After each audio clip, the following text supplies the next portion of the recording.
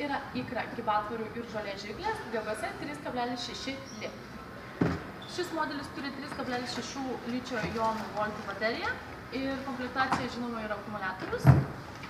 Taip pat yra du peiliai, vienas gyvatvorių priežiūrai, štai šis, kuris yra 120 mm ilgio ir yra trumpasis, skirtas žolės priežiūrai, kuris yra 7,5 cm ilgio. Tarpas tarp ašmenų yra 8 mm. Taip pat, žinoma, rasite instrukciją. Veikimo trukmė yra iki 45 minučių, pakraunama per 4-5 valandas. Kad įrenginys veiktų, jums reikia jungti apsaugą, apsaugos nuėmėją ir spausti du klavišus. Tai yra šį ir vieną esantį iš šono. Kadangi yra tiek dešiniai, tiek kairiai pusėje, žirklės yra puikiai tinkamos tiek dešiniarankiam, tiek kairiarankiam.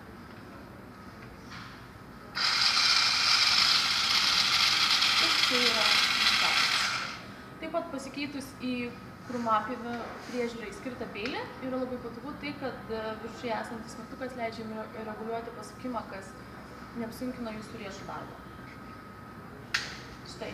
Ir lygiai taip pat galite ir prižiūrėti gyvatvorės su šiomis žirklėmis. Šis gaminys yra pagamintas Vokietijoje, suteikiama 24 mėnesių garantija.